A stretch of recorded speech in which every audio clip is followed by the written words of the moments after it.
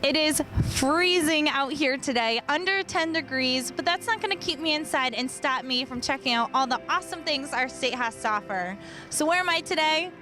I don't know, huge dinosaur behind me. Let's go inside and check it out.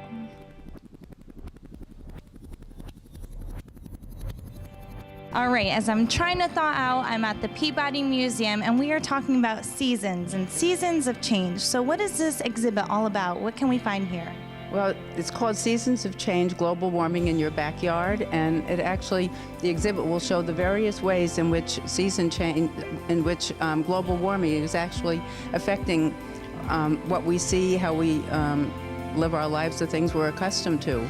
Melanie Bergokis, Public Relations Manager of the Peabody Museum, gave me a tour and showed me what Seasons of Change is all about. First up, the coastal flooding simulation. Here, visitors can see the water level of New England now, the water level during a storm, and the simulation of the water during a storm in 2100. The exhibit is called Boston Underwater. It shows, right here is the city of Boston, the port of Boston, and this is today in clear weather.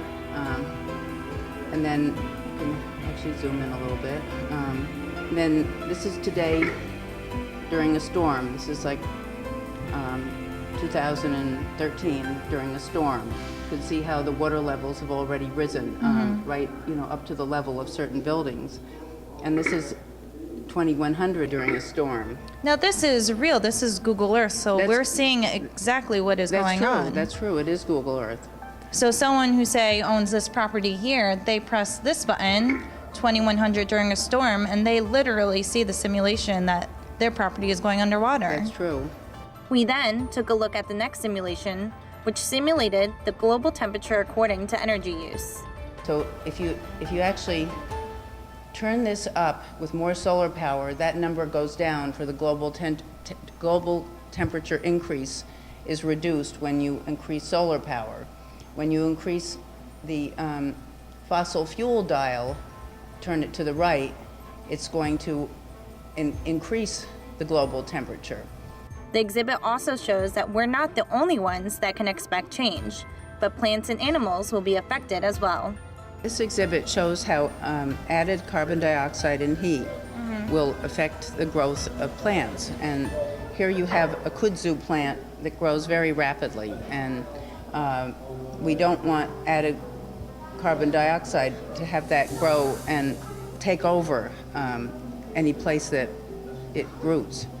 Not only are some of the things that we like going away, like lobster and maple trees and brilliant foliage, but some of the things that we don't like poison ivy and kudzu and asthma and allergies, they're on the increase because of the carbon dioxide levels. So how can we make a positive difference? We can insulate our homes more just by putting insulation indoors and everything, so we don't have to use as much power, keep our heat a little bit lower, change the type of fuel we use. Being in New England, we're so used to having 4 seasons. We have fall, we have winter, we have spring, we have summer. Are we going to start losing that? Is that something that we're not going to see? Is that those 4 consistent seasons in New England? We're still going to see seasons. They're just not going to be as obvious, or as certain ones are not going to be as prolonged as they once were. When people leave the exhibit, they're asked what you'll miss most, and children love this. They put down the things that they've learned about in the exhibit that are going to affect them. And one child wrote, "I will miss ice skating." That's because we're not going to have as cold winters or as many cold days to freeze ponds. Here I will miss the beautiful fall colors of New England, and it shows how they have learned a lot from the exhibit. Now hopefully they've internalized it in a way that will make a difference in their habits as they grow older.